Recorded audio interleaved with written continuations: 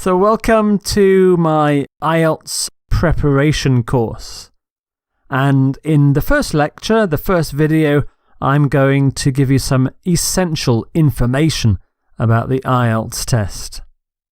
So first of all, what is the IELTS? What do the letters IELTS stand for? Well, it stands for the International English Language Testing System. And the IELTS is a test that is recognised all over the world. And it's designed to assess the English language skills of people who need to work or study or simply live where English is the main language of communication. However, the main reason why people take the IELTS test is to go to university or college in an English-speaking country. For example, the United Kingdom, Australia, New Zealand, Canada, the United States, and South Africa. The IELTS is also recognised by many professional bodies, immigration authorities, and also government agencies. There are three types of IELTS exam. There is the academic IELTS test, there is the general training IELTS, and there's also a new test called life skills. So I'll just explain each type in a bit more detail. First of all, the general training IELTS. This is suitable for candidates who are planning to undertake non-academic training or work experience, or for immigration purposes, maybe to live or work in a country.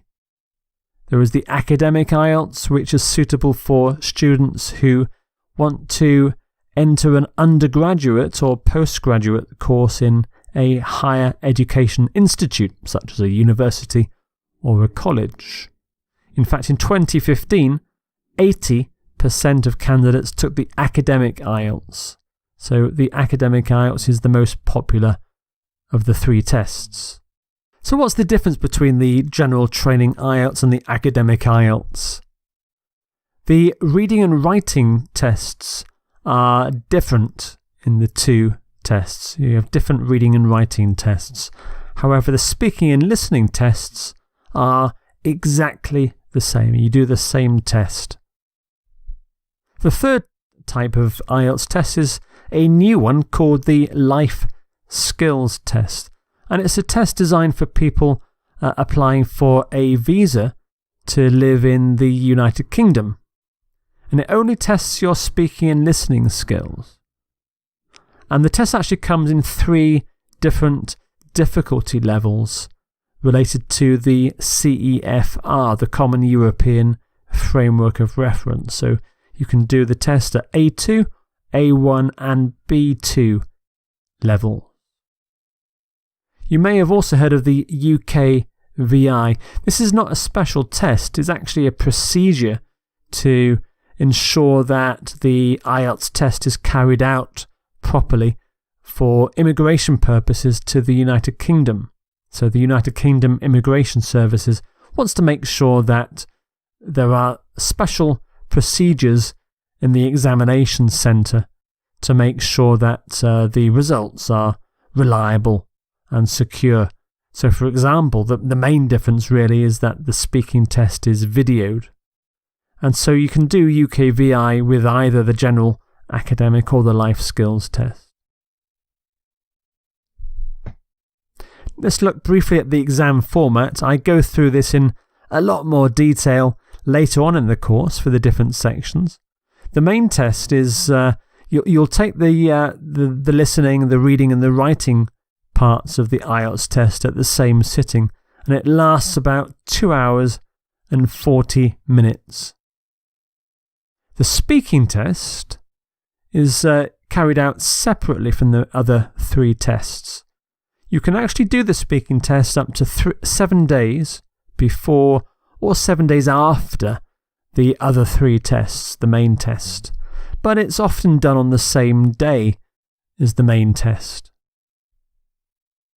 So what actually happens in these tests? Well, the listening test actually has 4 parts.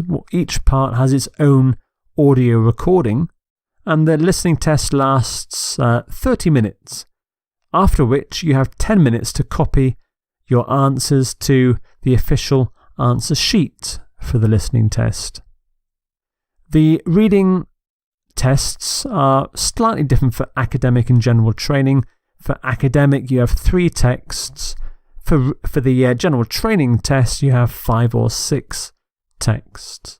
Both last 60 minutes.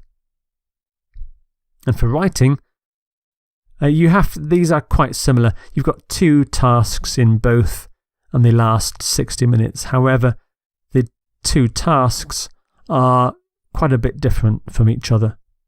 And then for the speaking test, you have 3 parts to the speaking test. The whole thing for the speaking test lasts about 15 minutes. So there you have the essential information for the IELTS test. And I'll see you in the next lecture.